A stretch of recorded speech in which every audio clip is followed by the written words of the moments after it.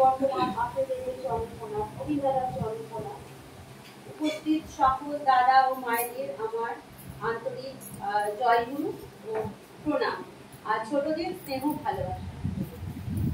আচ্ছা, আজকে আমরা যার বাড়িতে এসেছি মা তার আমরা শ্রী পরম প্রেমময় শ্রী ঠাকুরকে কেন্দ্র করে রাধিকা মায়ের বাড়িতে উপস্থিত হয়েছি ঠাকুরের নাম গানের তার গুণকীর্তন করার জন্য।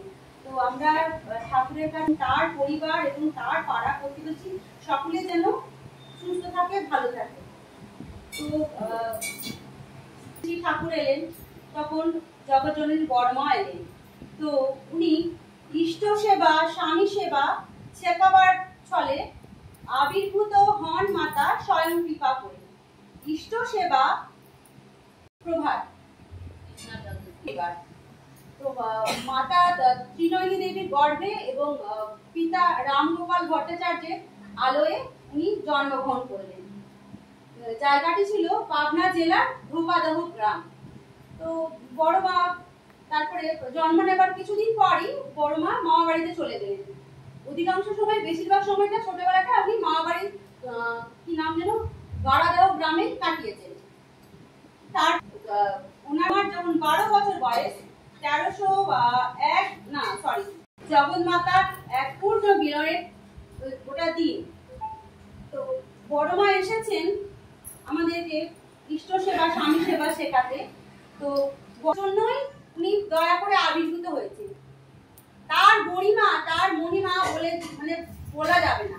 আর তার স্বামী ভক্তির তো মানে কোনো দুপুরবেলা ঠাকুরের বড় মা রীতিমতো রান্না একেবারে তৈরি। ঠাকুর মানে খাবার জন্য ঠাকুরকে ডেকে পাঠিয়েছেন যে যাও ঠাকুরকে ডেকে নিয়ে আসো, বলো খাবার রেডি। তো সেই সময় ঠাকুর বল আজ আমি খিচুড়ি খাবো। তখন সেই ভক্ত এসে বড়মাকে বললেন যে বড়মা, ঠাকুর বলেছেন আজ উনি খিচুড়ি খাবেন।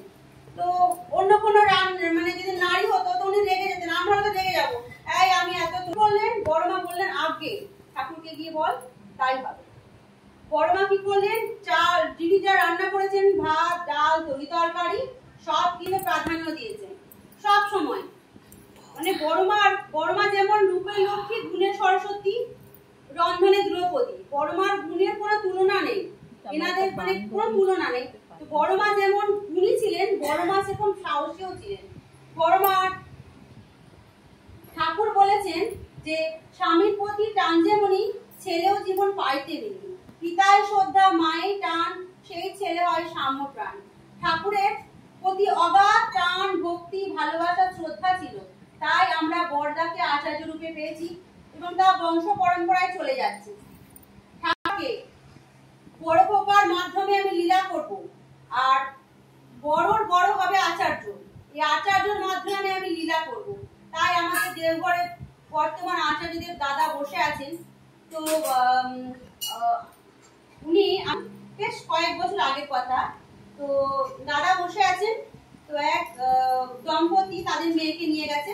তো মানে ওনারা খুব সুগম হবে না, তাকে অনেক ধৈর্য সহ্য নিয়ে অনেক কিছু নিয়ে তাকে চলতে হবে এবং তাকে অনেক মানুষের আদর আবদার মেটাতে হবে, অনেক কিছু। মানে হয়তো তাকে মানে তার মতো হতে পারবো না, তার মতো হওয়াটাও যায় না, কিন্তু তাকে অনুসরণ করে যদি চলি তাহলে আমাদের সংসার হবে সুখে। এখন চারিদিকে এত বৃদ্ধাশ্রম তৈরি হয়েছে, মানে সন্তানেরা কি হয়েছে, তারা মা বাবাদেরকে মানে ভালো একটা চাকরি বাকরি পেয়ে যাচ্ছে, লাইফ সেটেল হয়ে গেল, বিয়ে হয়ে গেল, বাচ্চা কাচ্চা হয়ে গেল, তারা মা বাবাকে রেখে আসছে বৃদ্ধাশ্রমে।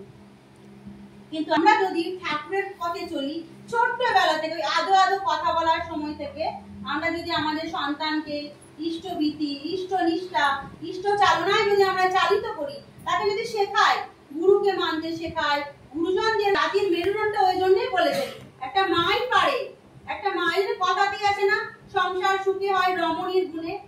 রমণী যদি ভালো হয়, রমণী যদি মানে একজন নারী যদি ভালো হয়, তার সংসার ভালোই হবে।